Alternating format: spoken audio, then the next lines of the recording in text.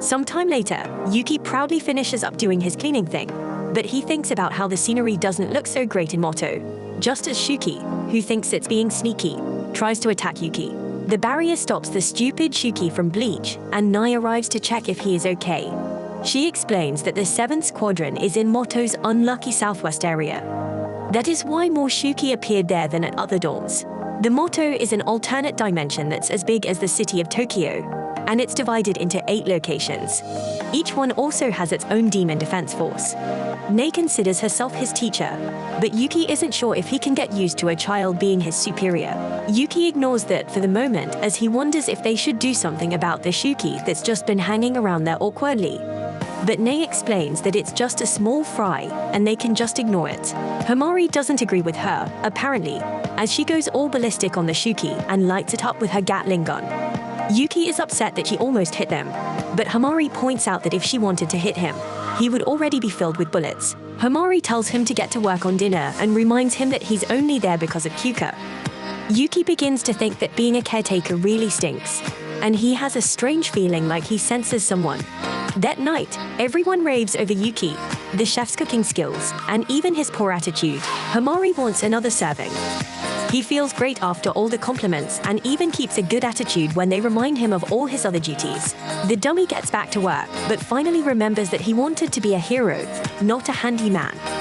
Yuuki brings up his concerns about just doing chores all day, but Kyouka explains that she will use him in battle when needed. She instructs him to focus on housekeeping until then, and when he finally sticks up for himself, Himari threatens to slice his head off. Kyouka acknowledges that the others might be uncomfortable with a male caretaker, but Yuki's really good at cleaning, and he is also vital to her ability. She asks that they all try to be nice to him and tells them not to worry since she will rip off his manhood if he does anything wrong. That night, Shushu, who has shrunk to her tiny self, thinks she just caught Yuuki spying on one of the girls, so she threatens to tell the commander. Shushu explains that her ability allows her to grow or shrink, and she takes an incriminating picture. She was curious about Yuuki, so she has been keeping a close eye on him. Yuuki tries to clear things up by explaining that he was just cleaning, but she isn't interested in any of his excuses. Yuuki assumes that she is trying to blackmail him for money, but she just likes to keep things interesting. She wants him to be her slave, but he tries to explain that he is already a slave. Shushu forces him to clean her room, and his attempt at deleting the picture fails. She tells him to do her laundry as well, but that just gives her another opportunity to paint a misleading picture. While Yuuki walks around, depressed about being bullied, he finds Kyouka and Himari training outside. Just then, a Shuki appears, and Kyouka uses the opportunity to show Himari how it's done. She absolutely destroys the low-budget anime monster, shocking Yuuki and amazing Himari. Yuuki can't believe how she insta-killed it, and he realizes that he can never get on her bad side. Nei arrives and reveals she will be living with Himari at a meeting, so he will be left with Shushu to protect the door. That night, Shushu forces him to give her a massage and reveals that she grew up without a father. She came to Mato looking for excitement, even though it meant risking her life. The two decide to play some video games, but Yuuki warns her that he's pretty good. They make a little bet, which Yuuki is hesitant to accept at first, but eventually decides that he will win and make her apologize for treating him so poorly. He actually loses every game, and he ends up losing his shirt because of it. Just then, the two must rush outside, as a giant Shuki has appeared to attack the barrier. Yuuki thinks they should stay back, but Shushu shows just how big she can get. Yuuki does his best to keep up, but these giants are quickly about to fight.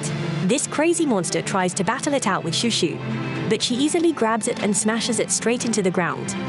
Yuuki is then amazed when she easily overpowers it. Shushu sends it flying, only to punch it down and crush it beneath her feet.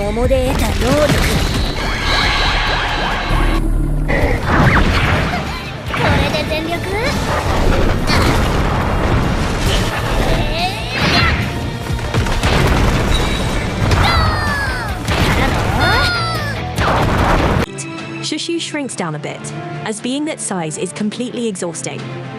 Just as she celebrates her victory, another giant blob of a monster attacks her. A bunch more Shuki merge with it to make it even bigger, and Shushu quickly realizes that things could get bad if she doesn't end the fight. Now she tries to use her ability to grow even more, but it doesn't work for some reason. The monsters eventually grab her so she can't move, and the giant lands a punch. Yuuki is completely hopeless and can only watch as the giant monster takes the upper hand with another powerful punch. Yuuki wishes he could transform in this moment, but it's impossible without Kyouka. He wishes there was something he could do, and he remembers that he transformed when his lips touched Kyouka's hand. This genius gets the bright idea to kiss something that she owns. So he rushes to the laundry room. Licking her glove fails, but it did start the transformation. So he is on the right track. Shoving his face in her shirt transforms his foot, but he needs something that will give a stronger reaction. He eventually finds her boots, but he really begins to question what this says about him as a person.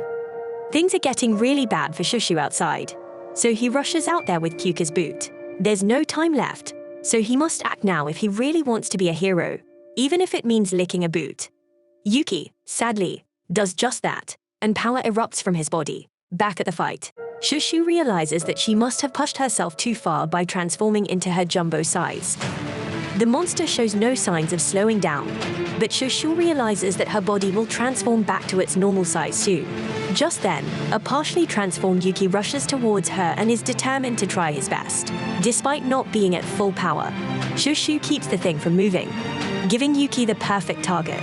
He unleashes a powerful kick, absolutely destroying this thing's head and winning the battle.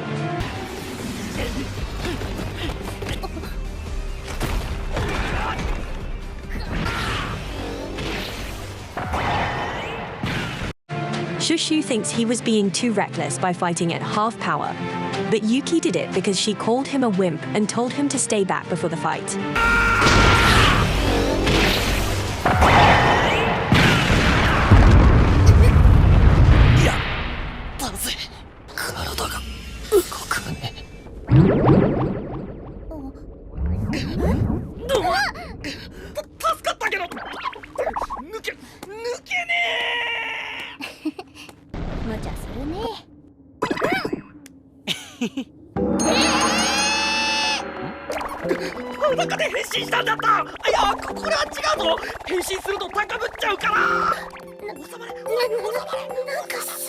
Afterwards, Kyouka works on fixing up Yuki's body, since there are some pretty painful repercussions for forcing a transformation on his body. The others mock him for being out of commission after just a couple minutes of combat, but he points out that he just hasn't learned how to use his power yet. He wonders if they should be fixing the barrier, but Kyouka reveals that barriers protecting important locations have special attributes. So long as the damage is minor, it will repair itself. Yuuki realizes that this explains what happened when the Shuki attacked earlier as well. Kyouka gets back to working on our boy's back, but it's super painful, and he wonders if this is his reward for protecting the door. Kyouka scolds Shushu for underestimating their opponent and instructs her to help Yuuki with his chores as punishment. When they leave, Shushu reveals that she has even more incriminating photos, so she will continue being his master. Yuuki realizes how bad things are getting for him and wonders if he will ever be free. Elsewhere, we see that a barrier gets shattered. Another demon force arrives to find the cause, and one of them tells the others to inform their commander. The remaining girl prepares to fight the thing, but realizes that her opponent is no ordinary Shuki.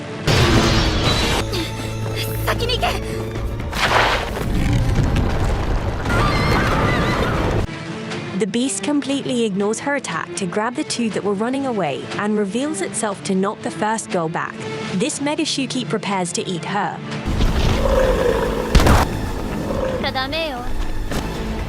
But a mysterious person orders it to stop. As this mysterious lady mounts the Shuki, she explains that she can feel Yuki's presence somewhere in Mato, and it's time to pay him a visit.